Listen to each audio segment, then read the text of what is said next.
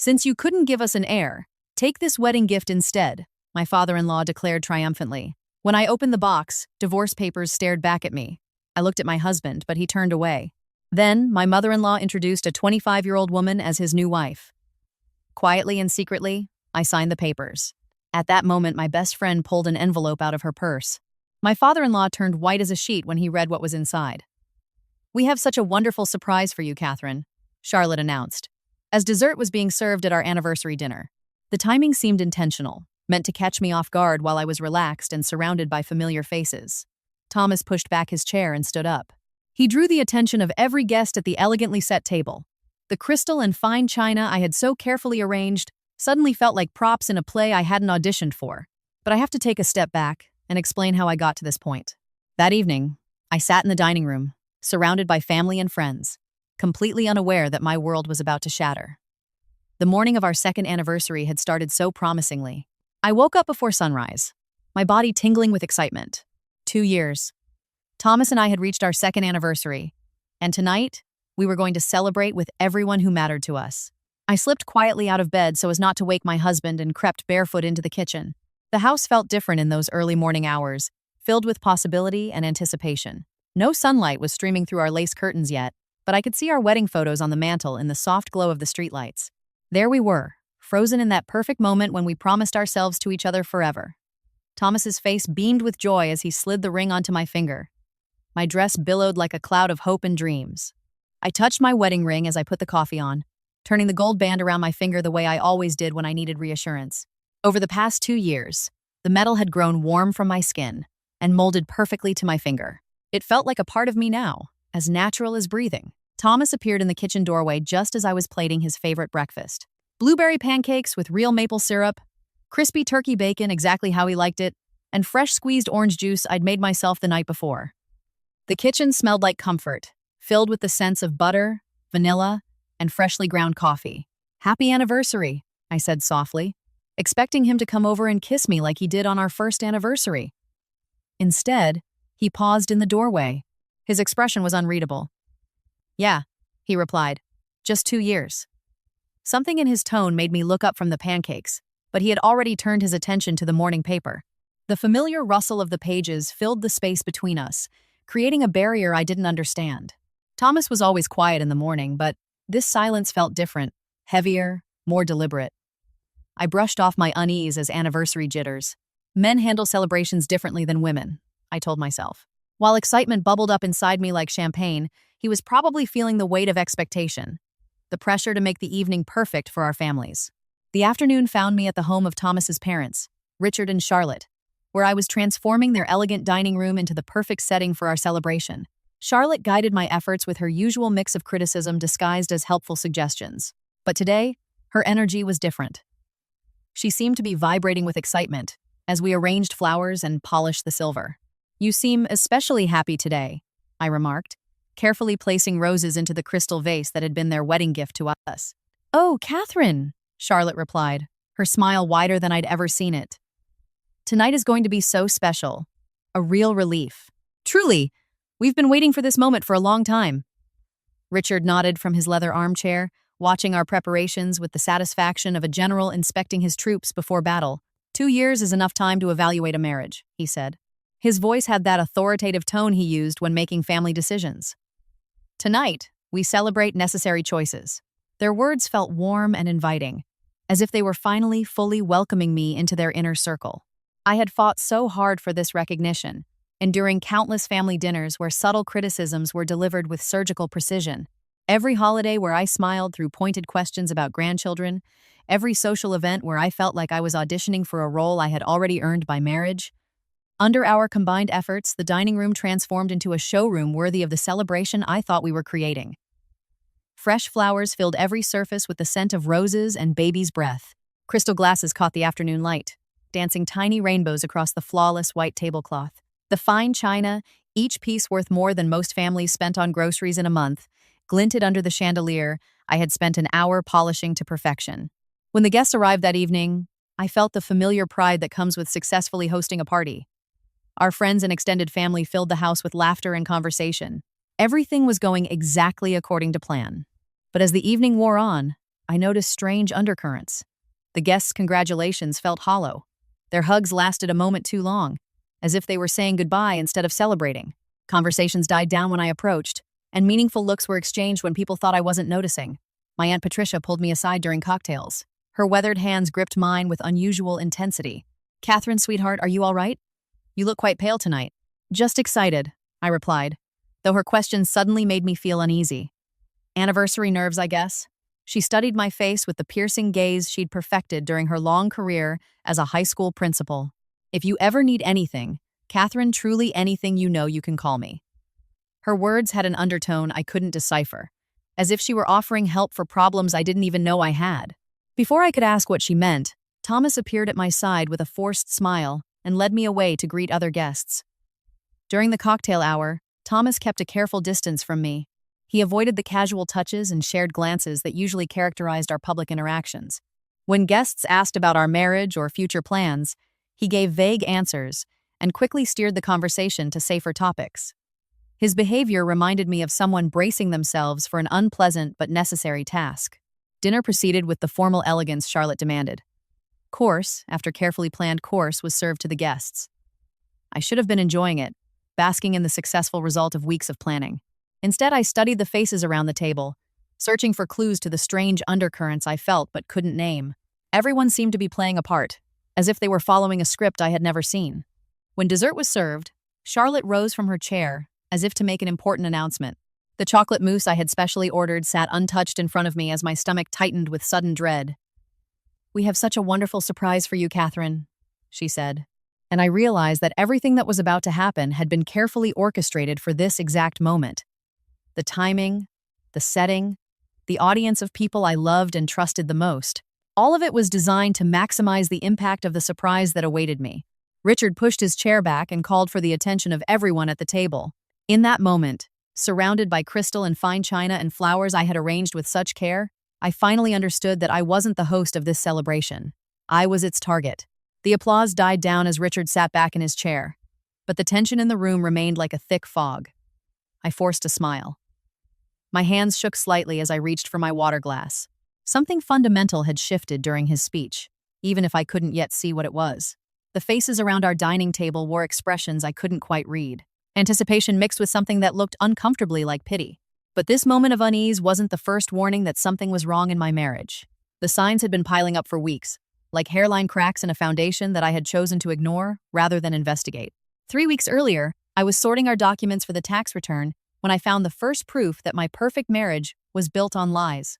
Buried under insurance documents and invoices, I found a cell phone bill that didn't belong to our family plan. The letterhead was familiar, our mobile provider, but the account number was wrong. My hands trembled as I studied the call logs. Hundreds of text messages and calls to a number I had never seen before. The dates and times told a story that made my stomach knot with growing dread. Late-night conversations while Thomas claimed to be sleeping right next to me. Afternoon calls during work hours when he was supposedly unreachable. Weekend messages exchanged while he sat in our living room, allegedly checking work emails. The frequency had increased dramatically over the last 3 months. What had started as occasional contact had evolved into daily communication, sometimes lasting for hours. Someone in Thomas's life had become important enough to justify this level of attention and secrecy. When Thomas came home that evening, I was waiting in our kitchen, with the phone bills laid out on the counter, like evidence in a criminal trial. "Can you explain this?" I asked.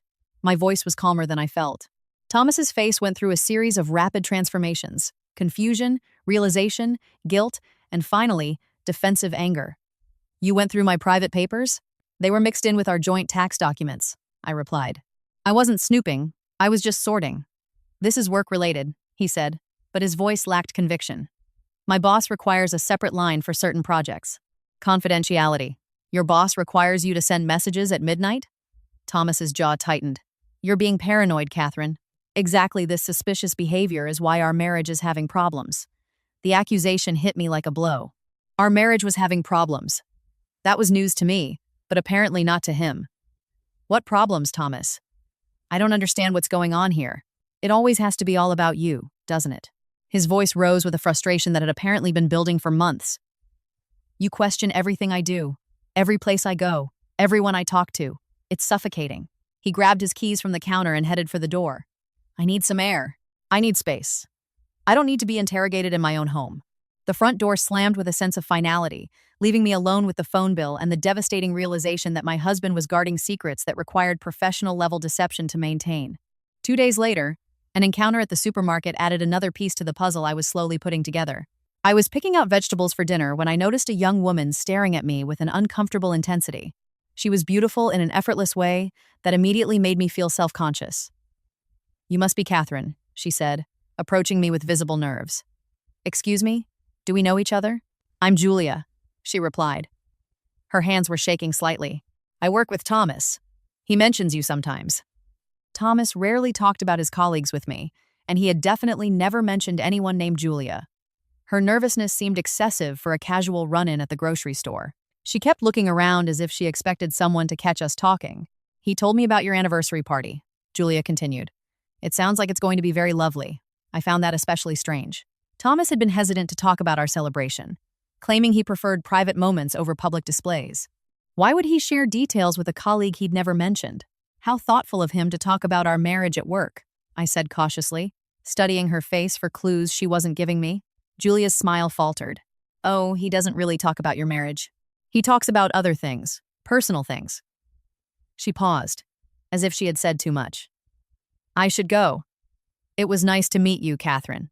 She hurried toward the exit with visible urgency, leaving me standing in the produce aisle with questions multiplying in my mind like cancer cells. Personal things. What personal things would Thomas share with a beautiful young colleague that he couldn't discuss with his wife? The weekly dinner at Richard and Charlotte's the following Sunday provided another layer of understanding regarding the precarious position I held in this family. What had once felt like mild criticism now revealed itself as a systematic evaluation, a performance review that I was apparently failing. "Margaret's daughter just had the most beautiful baby," Charlotte announced as we sat down to her perfectly prepared roast. "Such a blessing for their family. Grandchildren bring so much joy." She cast a pointed look at my flat stomach, and I felt the familiar flush of shame that came with these conversations. "The Kanslers are expecting their second grandchild," Charlotte continued relentlessly, "and the Patricks just welcomed their third. It seems like everyone our age is enjoying the fruits of a successful marriage." Richard joined the attack with surgical precision. "Successful marriages typically produce children within the first year. It demonstrates compatibility, shared values, and biological fitness." I tried to steer the conversation towards safer topics, but Charlotte persisted with remarks about family heritage and the importance of carrying on the bloodline. Her words were carefully chosen to hurt while remaining plausibly deniable. This wasn't overt cruelty, it was strategic demoralization. Thomas sat in complete silence throughout these conversations. He neither defended me nor steered the talk away from my obvious failings. His passive participation in my humiliation was perhaps more devastating than his parents' active cruelty.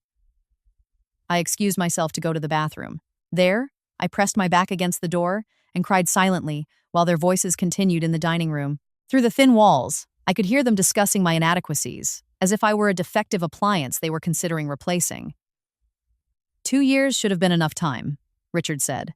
Maybe the problem is more fundamental than we originally thought, Charlotte replied. Thomas's voice was too low to make out the words, but his tone suggested agreement rather than protest. By the time I returned to the table, the conversation had shifted to safer topics, but the damage was done. I understood now that my position in this family was conditional, subject to performance criteria on probation that I apparently wasn't meeting. My mother's call came that Thursday evening, while I was stirring soup that would remain uneaten because Thomas was working overtime yet again. Her voice carried the concern that only mothers can perfectly calibrate to penetrate their children's defense mechanisms. "Catherine, honey, you sounded so tired the last time we talked. Are you sleeping enough? Are you eating right?" "I'm fine, Mom. I'm just busy with the anniversary plans. Thomas didn't eat with us at Easter, and Christmas was tense." "Is everything okay between you two?" The question hung in the air like smoke. Impossible to ignore, but dangerous to acknowledge. How could I explain that my husband was becoming a stranger? That his family treated me like a disappointing employee? That I was finding evidence of deceptions I didn't fully understand yet? "It's going well," I lied, "just the normal adjustments of married life." "Catherine." My mother spoke now with the authority of someone who had raised 3 children and survived 35 years of marriage. "You know you can tell me anything. If you need help, if you need to come home for a while, if you need anything at all." The offer to seek refuge was both comforting and terrifying. It meant she saw what I was trying so desperately to hide, that my perfect marriage was crumbling and I was too proud or too scared to ask for help. "I'll visit you soon," I promised, knowing I was evading her piercing questions about the state of my relationship. "I love you, sweetheart. Remember, you deserve to be happy." After she hung up, I stood in my empty kitchen, holding the phone and wondering when happiness had become something I had to be reminded I deserved, instead of just expecting it. Now, as I sat at this anniversary dinner and Richard prepared for his announcement, I realized that all these warning signs had led to this moment. The mysterious phone calls, the beautiful colleague, the growing impatience of the family, my mother's worried questions. All of it had culminated in the surprise waiting for me in this perfectly appointed dining room. The dessert sat untouched before me, as Richard cleared his throat with theatrical authority. But before he could begin his announcement, my thoughts drifted to the doctor's appointment that had taken place only 48 hours earlier. The memory felt both distant and immediate, like looking at photos from someone else's life, while simultaneously living through every moment with painful clarity. Erica had insisted on driving me to Dr. Miller's office. Her enthusiasm for finally getting definitive answers was both reassuring and overwhelming. The fertility clinic was on the third floor of a modern medical building. Its sterile corridors were lined with motivational posters of smiling mothers and chubby babies. The irony wasn't lost on me. I sat there, surrounded by images of successful pregnancies, while documenting 2 years of failure. "Imagine," Erica had whispered as we sat in the waiting area. "By Thursday, we might have the answer you've been hoping for." The forms felt like confessions in medical terminology. How many months had I been trying to get pregnant? 24. Had I already experienced pregnancies, successful or not? And was I currently experiencing stress that could affect conception? I had stared at that question for a full minute before checking the box for some times. Dr. Miller was a kind woman in her 50s who had delivered half the babies in our town. Her examination room was painted in soothing pastels, but nothing could soften the clinical reality of what we were investigating. My body's obvious resistance to the most basic expectation of marriage. "Tell me about your stress level, doctor," Miller had said during the exam. Her tone was gentle but probing. "Normal. I think the usual stresses of married life." "Are you happy in your marriage, Catherine?" The question hung between us like an accusation. Erica squeezed my hand from her chair next to the exam table, and I realized that my hesitation before answering had revealed more than any words could. "Yes," I finally replied, but even I could hear the uncertainty in my voice. The blood draw felt like my last hope was being pulled through a needle. Each vial represented another chance for my body to rehabilitate itself, to prove that I was worthy of the name I carried, worthy of the family I had married into. Erica held my other hand during the procedure. Her fingers were warm and firm, while mine trembled with nerves. "The results will be in by Wednesday," Dr. Miller had said. "We will call you and share the findings." Now, as I sat at our anniversary dinner, I wondered if those test results would arrive in time to change the announcement Richard was preparing. Perhaps positive news could save a marriage that felt more precarious by the day. The confrontation with Thomas, 3 nights after the doctor's appointment, had shattered the last illusions about our relationship.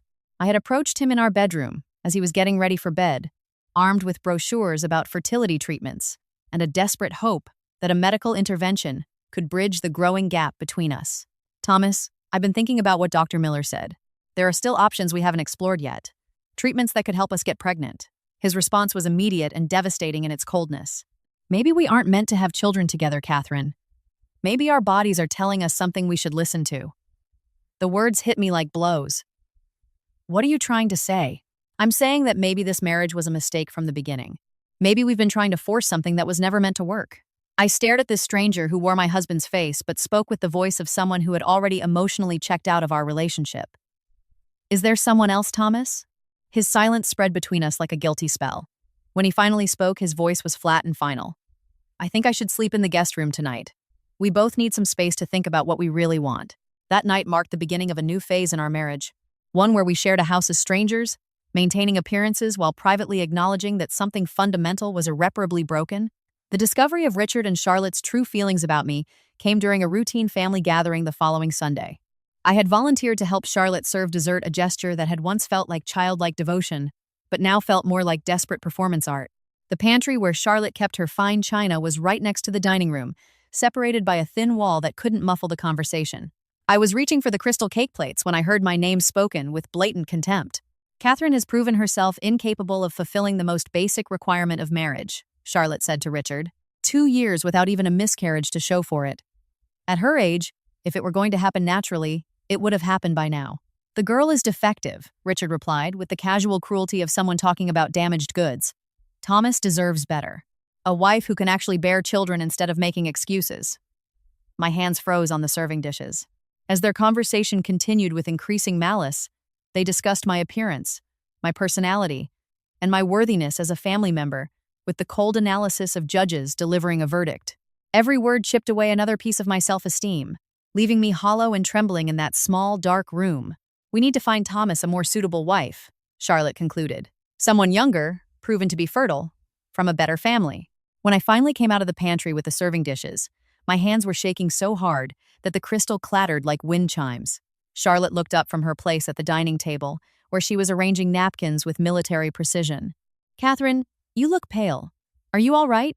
The concern in her voice felt like mockery after what I'd just heard. These people, who smiled at me across family dinner tables, were actively planning the destruction of my marriage. The family I had tried so desperately to please had already decided I wasn't worth their approval. Despite this growing evidence of betrayal and rejection, I threw myself into planning our anniversary with manic determination. The party became my last desperate attempt to prove my worth, to show that I was valuable enough to keep, despite my obvious biological failures. I spent hours picking out flowers that would photograph well, choosing a menu that would impress even Charlotte's critical standards, and designing invitations that struck the perfect balance between elegance and warmth. Every decision felt meaningful, as if the success of the party could somehow save a marriage that was clearly beyond saving. The irony was crushing. I was planning a celebration for a relationship that had become a source of daily humiliation. I was investing time, money, and emotional energy into celebrating a connection that the other people involved apparently saw as a failure. And yet, I clung to the ritual of celebration like it was a life raft in an ocean of uncertainty. Every detail I arranged felt like evidence in my favor, proof that despite my inability to get pregnant, I was worthy of love. But even as I wrote out bills and made final arrangements, I knew I was planning my own funeral. The anniversary party had become less of a celebration of our marriage and more of a farewell to the life I thought we were building.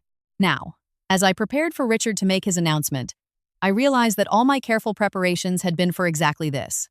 Not for a celebration, but for a carefully orchestrated ending that I had unknowingly helped create. The dessert sat untouched in front of me, while the weight of expectations I could never meet pressed down on me like a crushing stone. Richard's throat clearing seemed to echo longer than it should have. And in that moment, I became painfully aware that this entire day had felt like a performance where everyone but me had been given the script in advance. The morning had started with Richard arriving at our place earlier than expected, his arms loaded with flowers and wine that I hadn't ordered for the evening party. His greeting was exuberant in a way that felt completely unnatural. His hug lasted a few beats too long, while his eyes fixed on mine with an intensity that gave me goosebumps. "Catherine, my dear daughter-in-law," he had said. The endearments rolled off his tongue with theatrical precision. "Tonight is going to be so special, so memorable. I hope you're prepared for just how special it will be." The repetition of special felt like a warning disguised as excitement. Charlotte had been similarly strange. She was practically vibrating with anticipation as she scurried around our kitchen, moving things that didn't need to be moved, and making suggestions for improvements that were actually orders wrapped in fake politeness. "You should wear your blue dress with the high neckline tonight, Catherine, very appropriate for the occasion." When had my mother-in-law ever cared about what I wore? When had she ever given me fashion tips that weren't laced with criticism? And yet, here she was, treating me with a care that was more threatening than her usual cold disapproval. Thomas had been avoiding me all day, claiming he was nervous about hosting the family, but his behavior suggested guilt rather than social anxiety. He moved like a man preparing for an execution. He kept checking his watch and flinched every time the phone rang. When I tried to engage him in conversation about last-minute party details, his responses were monosyllabic and distant. "Did you confirm the wine delivery?" I asked, while I was arranging flowers in our living room. "Yes. What about the extra chairs from your parents?" "Taken care of." "Thomas, are you feeling okay?" "You seem tense." He had looked at me with an expression I couldn't read, maybe pain or regret. "I'm fine, Catherine. I just want everything to go smoothly tonight." But nothing about his behavior suggested he wanted the evening to go smoothly. Everything about his behavior suggested he was dreading what was about to unfold. Erica's arrival provided the first real moment of warmth I had experienced all day. She swept into our house with her characteristic energy, but even she seemed different tonight. Her excitement was palpable, almost manic, and she clutched her handbag with protective intensity. "Catherine!" she exclaimed, hugging me warmly. I can hardly contain myself. This is going to be the best anniversary party ever. I stepped back to study her face, noticing the red flush on her cheeks and the way her eyes sparkled with barely contained secrets. Erica, you look like you're about to burst. What's going on with you? I got you the perfect gift. The timing will be absolutely perfect. Life-changing, Catherine. This gift is going to change everything. She kept touching her handbag as she spoke, her fingers tracing the outline of an envelope. The gesture was both protective and reverent, as if she were carrying something precious and fragile. You're making me nervous with all this mystery, I said, but her enthusiasm was infectious. For the first time that day, I felt a glimmer of real hope. Maybe the surprise Erica had planned would balance out the strange tension that had been building since the morning. Trust me, she whispered, squeezing my hands. When the moment is right, when it will have the maximum impact, I'm going to give you something that will make it clear to everyone in this room just how special you are. Her presence grounded me. While Thomas's family treated me like an outsider, fighting for approval, Erica made me feel seen and valued for who I was, not for what I could provide.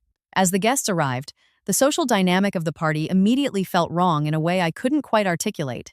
Relatives and old friends poured through our front door with congratulations that rang hollow and hugs that felt more like condolences than celebrations. My cousin Michael, who was usually boisterous at family gatherings, seemed subdued and avoided looking me in the eye when he spoke to me. Congratulations, Catherine. I hope tonight brings you everything you deserve. Everything I deserved. Why did that sound less like a blessing and more like a threat? Mrs. Harrison from next door, who was usually full of cheerful neighborhood gossip, gave unusually elaborate compliments that sounded rehearsed. Catherine, dear, you look absolutely radiant tonight. So brave, so dignified, I've always admired your strength. Brave. Dignified. Those weren't words typically associated with anniversary parties. Those were words reserved for people facing adversity with grace. During the cocktail hour, I caught glimpses of meaningful exchanges between the guests whenever they thought I wasn't looking. Raised eyebrows, subtle nods, whispered conversations that fell silent the moment I got close. The entire social fabric of the party seemed charged with information that everyone possessed, except for me. My Aunt Patricia pulled me toward the fireplace, her weathered hands clutching mine with an unusual sense of urgency. Catherine, my dear, you look terribly pale. Are you all right? Have you eaten enough? I'm fine, Aunt Patricia. I'm just excited about the celebration. She studied my face with that piercing gaze she had perfected over decades as a teacher. If you ever need anything, Catherine, I mean anything at all, you have my number. Promise me you'll call if you need help. Help? With what? Why did everyone seem to think I would need help with something? What crisis were they all expecting that I knew nothing about? Thomas's behavior that evening confirmed my growing suspicion that he was preparing for something that required significant psychological reinforcement. He was drinking more than I had ever seen him drink at a family gathering. His usual glass of wine had been replaced by multiple trips to the bar. He kept a careful distance from me, avoiding the casual touches and shared glances that usually defined our public interactions. When guests asked about our marriage or future plans, his answers were vague and quickly steered towards safer topics like work or sports. I saw him checking his watch obsessively, as if he were waiting for a specific moment. His conversations with his father always ended abruptly whenever I approached. Their whispered exchanges carried an urgency that made my stomach knot with anxiety. Thomas, I whispered during a brief moment when we found ourselves alone in the kitchen. What is wrong with you tonight? You're acting like you're at a funeral instead of our anniversary party. He looked at me with eyes that seemed to hold apologies for crimes not yet committed. Catherine, I just want you to know that none of this was personal. None of it was because you aren't a good person. None of it was personal? Thomas, you're scaring me. But before he could answer, Charlotte appeared in the doorway, announcing that dinner was about to be served. As Richard prepared to make the announcement planned for this moment, I realized that every strange interaction, every telling look, and every whispered conversation had led to this point.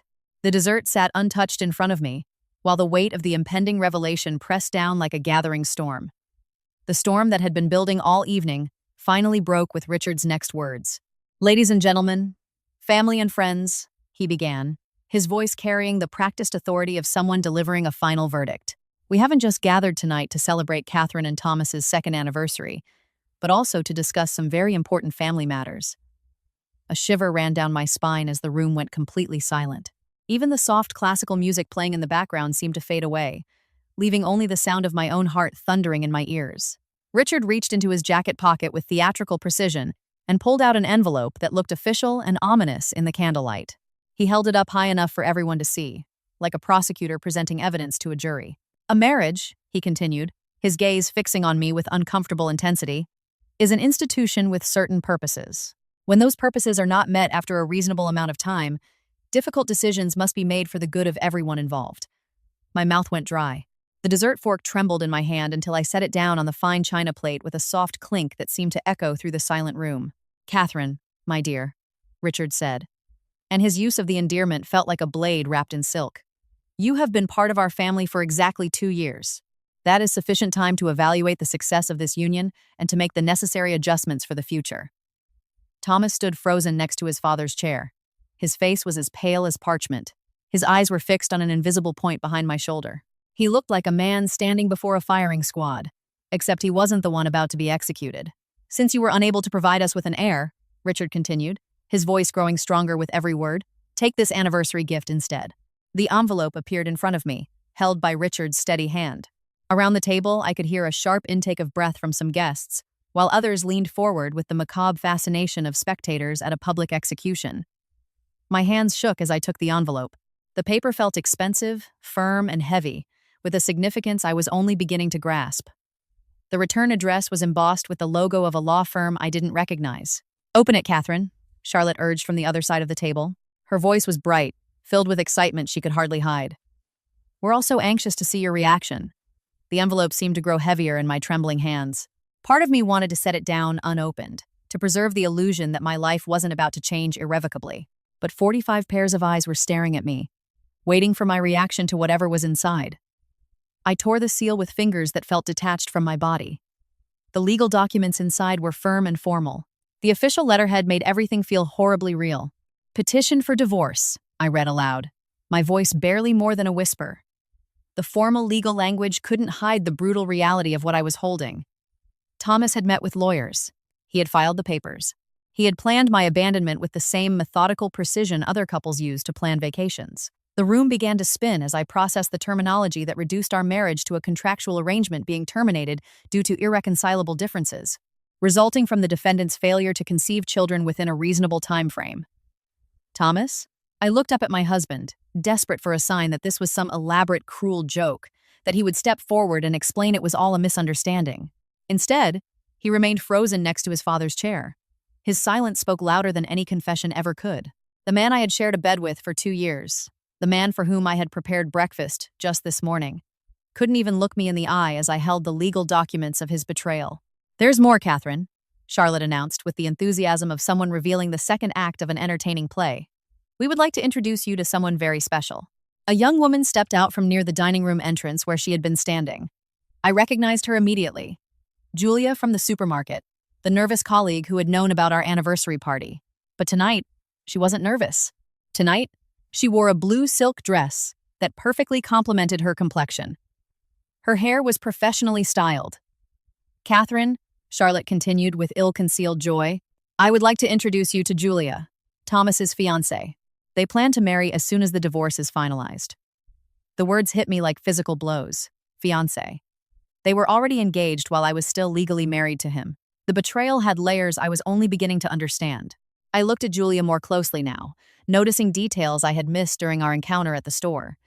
She was wearing earrings that looked familiar. Delicate pearl earrings that I suddenly recognized as my mother-in-law's. Family heirlooms that had been promised to me were already decorating my replacement. "We wanted you to get to know her properly," Richard explained, his tone like someone conducting a business transaction, "so that there is no confusion regarding the future arrangements.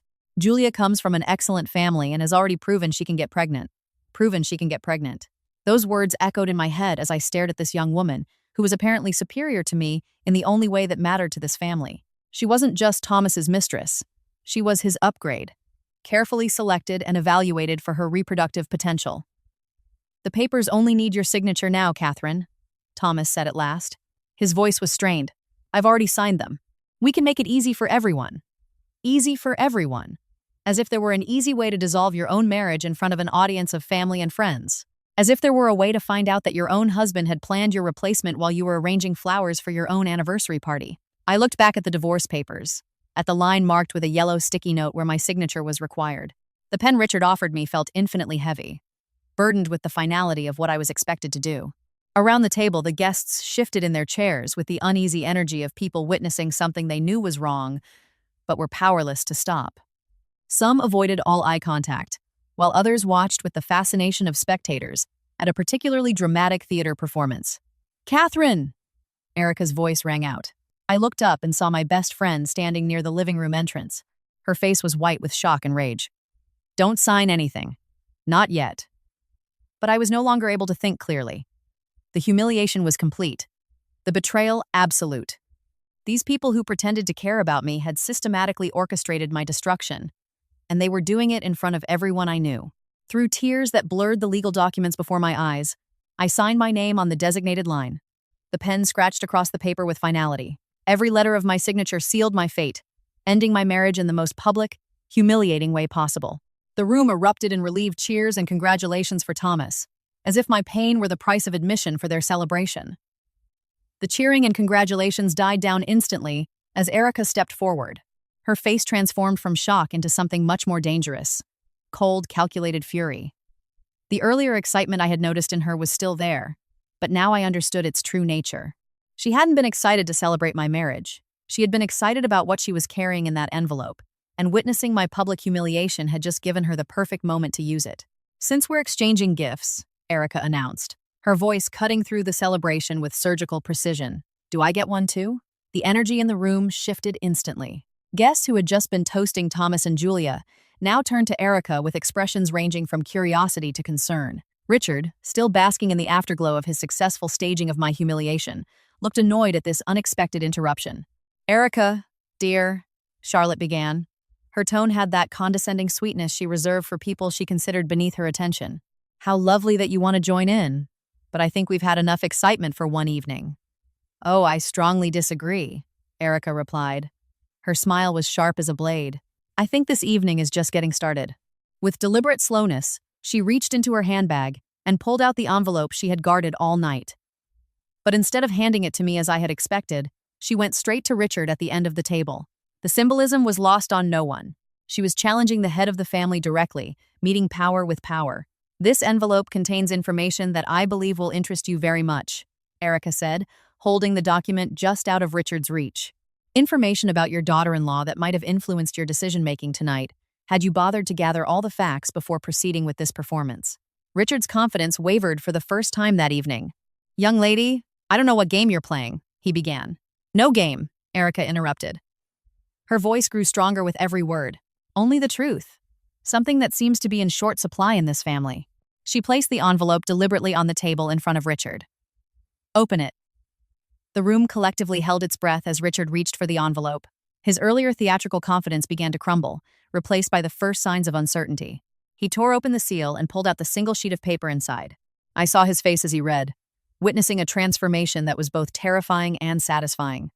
Color drained from his cheeks as if someone had opened a valve and let all the blood out of his body. His triumphant smile dissolved like sugar in rain, replaced by an expression of dawning horror. "What does it say?" Charlotte asked. Her voice was sharp with fear as she saw her husband's face fall apart. Richard's hands began to shake. The paper rustled like autumn leaves in a gust of wind. His eyes darted between the medical report and my tear-streaked face. His mind was clearly struggling to process the magnitude of what he had just done. "It's a pregnancy test," he whispered. His words were barely audible over the suddenly oppressive silence in the room. "Catherine is pregnant." The silence that followed was deafening, not the expectant silence of an audience waiting for the next act, but the hollow silence of a grave.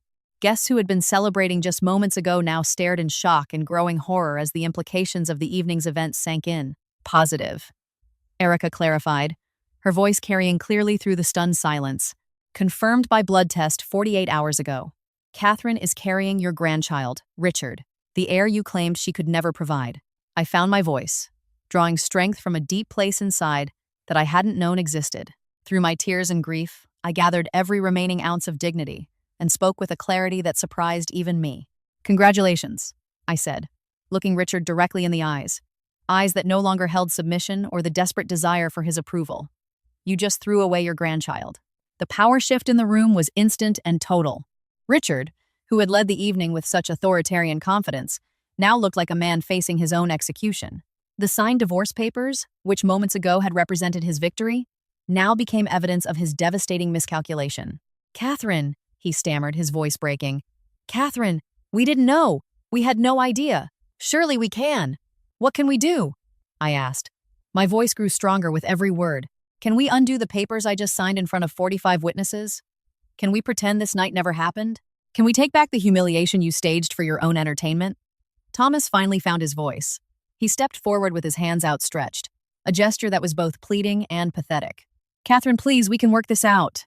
The papers don't have to be filed. We can tear them up right now." "Work what out, Thomas?" I asked. The irony of the situation was so sharp it was almost funny. "Work out our marriage, which you've already legally dissolved? Work out your relationship with Julia, who is wearing your mother's earrings and planning to move into our house." Julia, who had been displayed like a trophy next to Charlotte, now looked like she wanted to disappear into the wallpaper.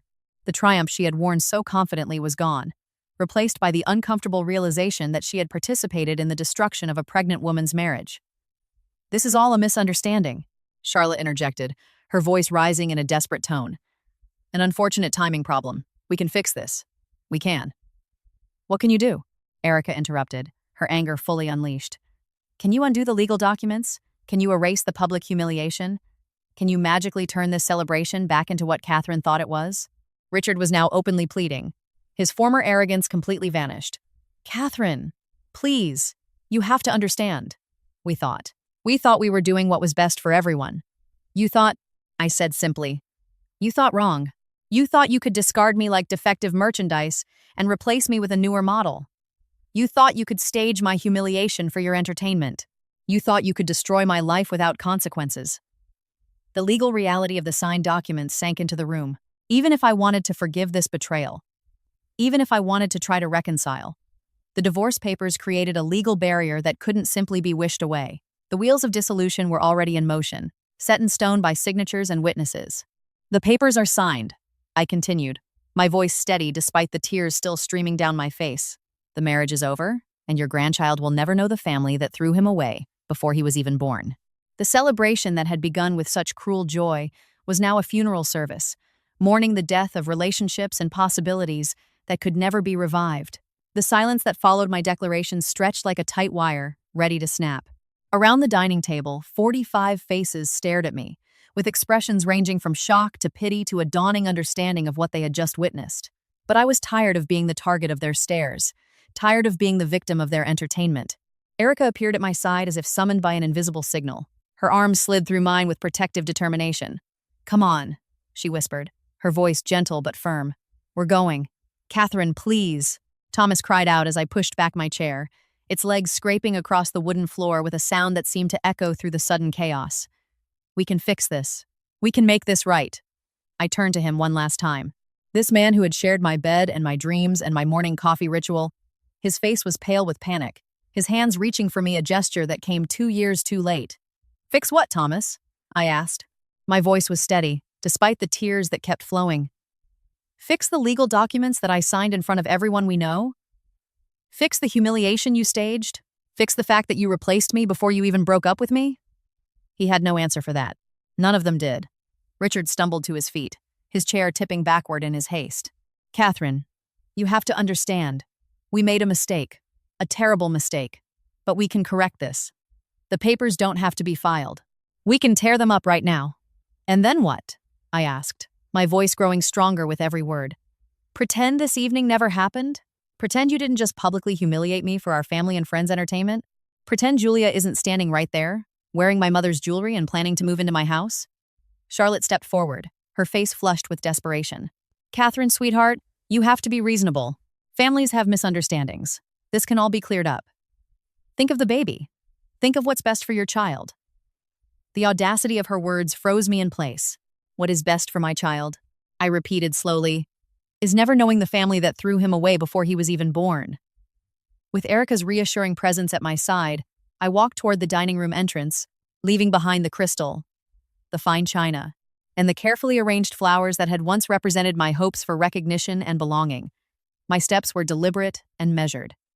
Each one carried me further away from the life I thought I wanted. "Catherine!" Richard called after me, his voice breaking. "You can't do this. You can't take our grandchild away from us." I paused at the threshold and turned one last time to address the people who had just destroyed my world with such calculated precision. I'm not taking your grandchild away from you, I said clearly and distinctly. You gave him away when you handed me those divorce papers. The arguing voices and desperate pleas followed us through the front hallway, but they grew quieter with every step we took toward the door. Guests who had come to celebrate an anniversary now found themselves witnesses to a complete family implosion, and I could hear their uneasy murmurs mixing with the increasingly frantic protests from Thomas and his parents. The cool night air hit my face like a blessing as Erica and I stepped onto the porch. After the stifling atmosphere of betrayal and cruelty in Richard and Charlotte's house, the October evening felt clean and cleansing. I took a deep breath, filling my lungs with air that didn't carry the weight of disappointment and judgment. Don't look back, Erica whispered, as she led me toward her car parked at the curb. Don't give them the satisfaction of seeing you hesitate. I kept my eyes fixed forward, focusing on the red taillights of the cars lining the street, on the porch lights of the neighboring houses where other families were likely enjoying a normal Tuesday night without drama, betrayal, or public humiliation. With every step away from that house, I felt something fall from my shoulders, a weight I had carried for so long that I had forgotten what it felt like to walk without it. Behind us, the front door opened, and Thomas's voice echoed across the yard. Catherine, please don't do this. But I was already getting into Erica's passenger seat and closing the door to that chapter of my life with a firm click that felt more final than any divorce papers could ever be. Erica started the engine and pulled away from the curb with careful precision. In the safety of her car, surrounded by the familiar scent of her vanilla perfume and the soft jazz playing on the radio, I finally allowed myself to completely break down. The sobs came from deep within, the kind of crying that involves the whole body and leaves you gasping for air. 2 years of marriage. 2 years of trying to gain recognition that would never come. 2 years of believing I was building something lasting with someone who was secretly planning my replacement. Let it out, Erica said gently, reaching across the car to squeeze my hand while her eyes remained on the road. Let it all out. You've been holding this in for months. She was right. I had carried the burden of a failing marriage, absorbed the criticism and disappointment from Thomas's family, and searched for excuses for behavior that should have been inexcusable. The relief of finally releasing all that suppressed pain was almost as overwhelming as the pain itself. I can't believe they did this to you, Erica said, her voice trembling with anger. I can't believe they planned this whole performance. It was crueler than I could have imagined. Through my tears, I managed to speak. You saved me, Erica. If you hadn't been there with those test results, if you hadn't stood up to them, you would have found another way, she replied firmly. You're stronger than they ever gave you credit for. Stronger than you gave yourself credit for. As we drove through our quiet suburban neighborhood, past houses where lights glowed warmly in kitchen windows and families were likely enjoying a normal evening together, I began to feel something unexpected alongside my grief. It was relief, pure and simple.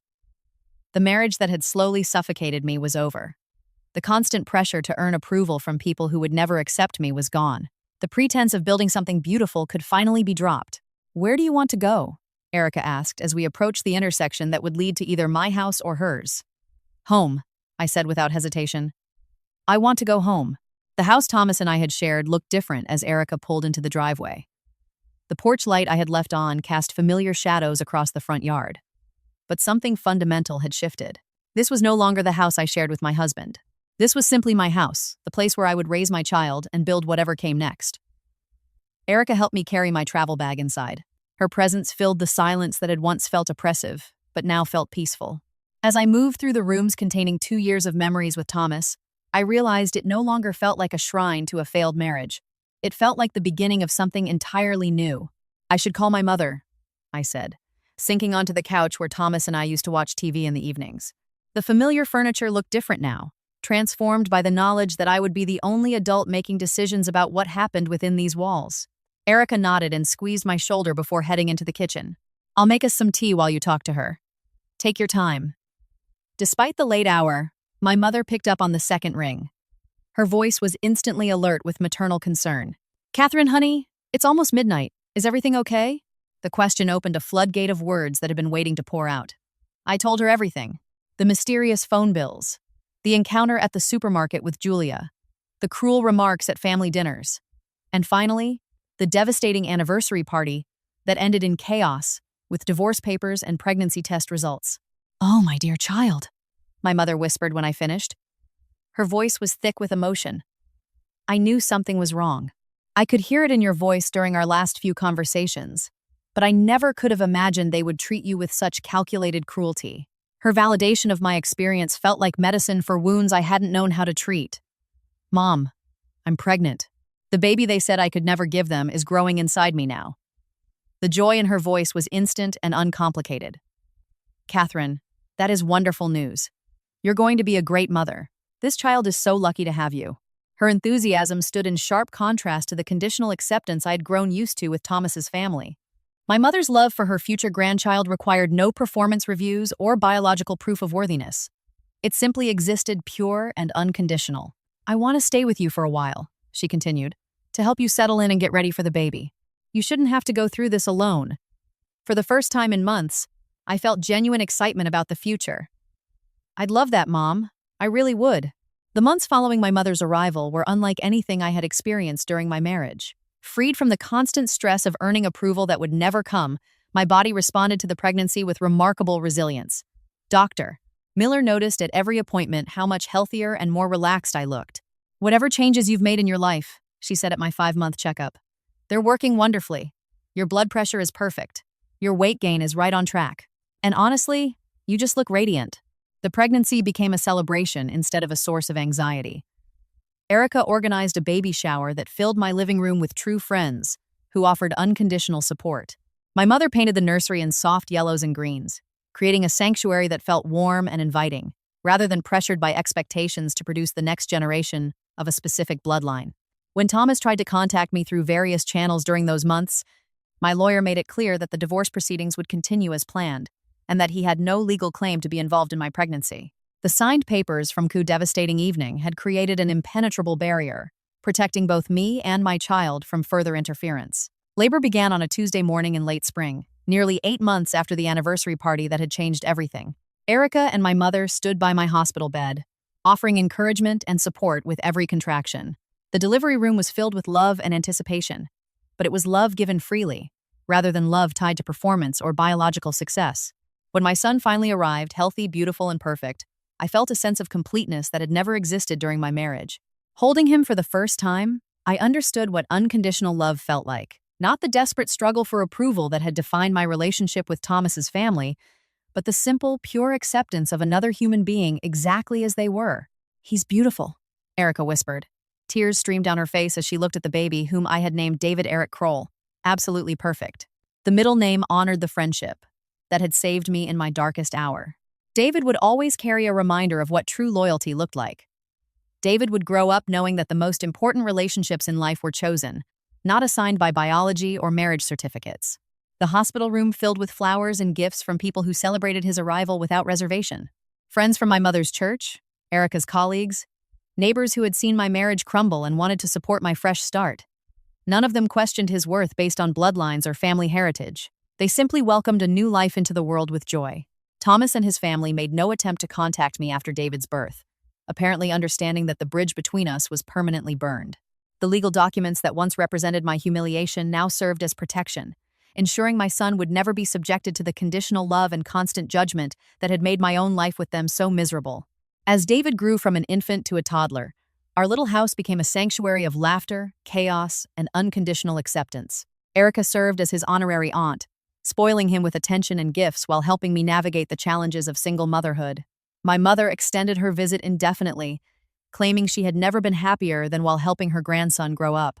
The 3 women who had once been excluded from Thomas's family vision of the future created something infinitely more valuable: a chosen family. One built on love instead of obligation, on support instead of judgment, and on acceptance instead of performance criteria. Now, years later, I sit in my garden watching David chase butterflies with the fearless enthusiasm of a 4-year-old who has never known rejection. His laughter fills the air as he discovers new flowers and interesting insects. His world expands day by day in an environment where curiosity is celebrated, not controlled. The pain of betrayal has faded into something unexpected: gratitude. Thomas and his family's cruelty had unknowingly given me the greatest gift of all. They had forced me to discover my own strength, to build a support system based on genuine care rather than biological obligation, and to raise my child without the toxic pressure that nearly destroyed my own self-esteem. David knows nothing about the grandparents who rejected him before he was even born. He only knows the love of his mother, of his chosen grandmother who reads him stories every night, and of his honorary aunt, who brings him new books and toys with delightful regularity. His foundation is built on acceptance instead of conditions, on celebration instead of judgment. The revenge I achieved wasn't calculated or spiteful. It was simply the natural consequence of a life well lived, of choosing love over obligation, and of raising a child who would never question his worth based on the approval of others. Thomas's family had wanted an heir to carry on their legacy. Instead, they had created the beginning of mine, a legacy built on kindness, acceptance, and the radical idea that love should never come with strings attached.